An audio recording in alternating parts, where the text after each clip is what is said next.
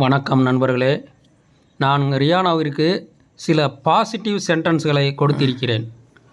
அதை கொஸ்டின் ஃபார்மிற்கு மாற்றச் சொல்லியிருக்கிறேன். பார்ப்போம் ரியானா எப்படி செய்கிறா அப்படின்ட்டு.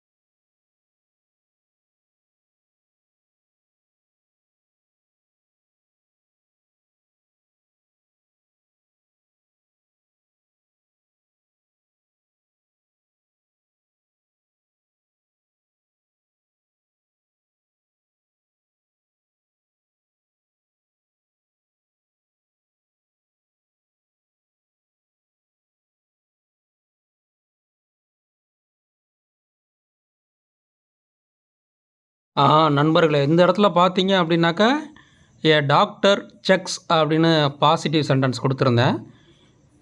அதை கொஸ்டினாக மாற்றும் போது ரியானா என்ன பண்ணுறாங்க அப்படின்னா, டஸ் ஏ டாக்டர் செக்ஸ் அப்படின்னு எழுதிட்டு அப்புறம் தவறை உணர்ந்து அதை எஸ்ஸை அழிச்சிட்டாங்க. ஏன்னா டஸ் வெளிப்பட்டுருச்சு இல்லையா கொஸ்டின் ஃபார்மில். டஸ் தான் ஃபஸ்ட்டு வரும், அதுக்கப்புறம் சப்ஜெக்ட் வரும், அப்புறமேட்டு தான் அந்த மெயின் வர்பு வரும். அப்போ டஸ் வந்ததுனால அங்கே செக்ஸ் அப்படின்ற எழுத தேவையில்லை, தப்பு அது. அந்த எஸ்ஸு போட்டிருக்கக்கூடாது. ரியானா அதை எஸ்ஸு போட்டாங்க, அப்புறம் அது தவறு அப்படின்னு உணர்ந்து அதை அழிச்சிட்டாங்க.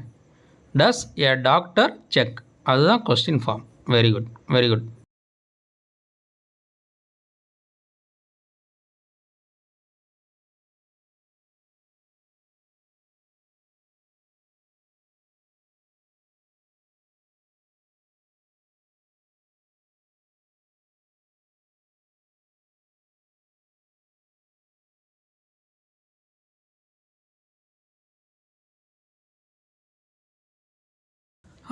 நண்பர்களே, இந்த இடத்துல பார்த்தீங்க அப்படின்னா ரியானா இன்னொரு தவறு செய்கிறாங்க.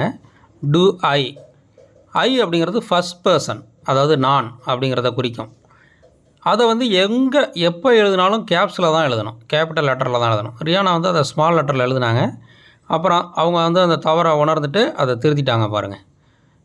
இந்த மாதிரி இதெல்லாம் சின்ன சின்னதெல்லாம் ரொம்ப முக்கியம். இதெல்லாம் கவனத்தில் கொண்டோம் அப்படின்னாக்க ஆங்கிலத்தை எளிதாக கற்றுக்கொள்ளலாம்.